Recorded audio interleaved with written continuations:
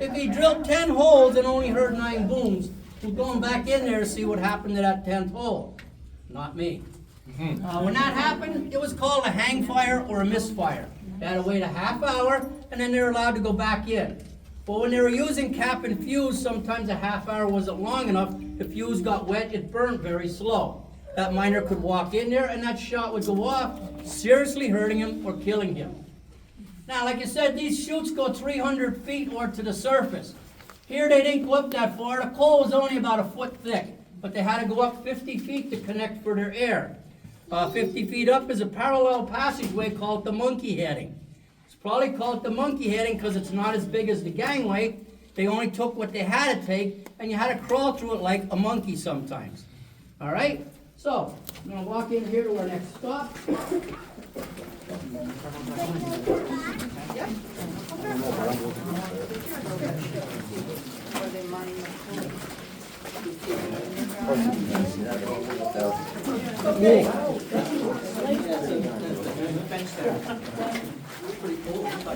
This here is what we call a manway. This is how the miners got to their work areas as far as 300 feet up the pitch.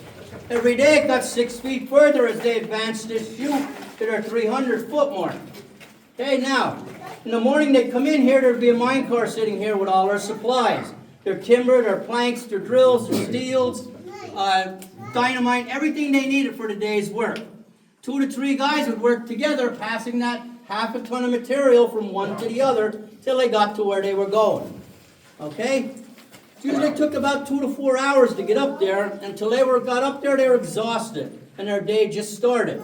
Now they had to dig their hitches, put their props in, plank the box up, which I'll explain to you later what that is, dress down the face, drill and fire, and then they were done for the day, 10 to 12 hours later.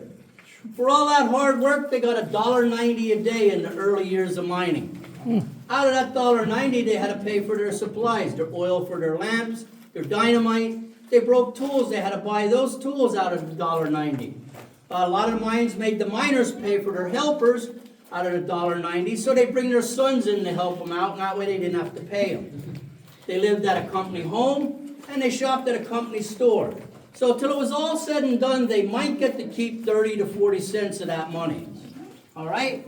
And it wasn't real money back then. It was called company script. They had to spend it at the company store. So the company got every penny back that the miners made. All right? Now we're going to walk in here to our last stop. Okay, right here's our petrified tree, what's left of it. This long section fell out many years ago, and they donated it to the Smithsonian Institute. It was on display there for many years. Okay, we have a fossil of a tree right here in the top rock. And then all these square blocks you see all over the roof. It's a modern method of roof control called roof bolting. What it amounts to is a concrete anchor on steroids. It's a long steel rod. The end that goes in the hole is split open. When you turn the square head, it spreads it open, pinching the rock and compressing it. Okay, the boards you see, they just use them to cover a bigger area when they're using them. Now, when the mine was in operation, they didn't use these fancy things. They used all this big timber you see throughout the whole mine. Okay, and the miners liked the wood over the steel because steel would just bend and it would break. Very little warning. The wood would give them a warning. It would snap, it would crack, it would pop. They could see it bending and bowing. And the miners had a saying, when the timber starts talking, the miner starts walking. All right? Now, we're going to turn around and we're going to head back out past where the mine cars are. Now, please don't walk between the tracks. Walk off to the side.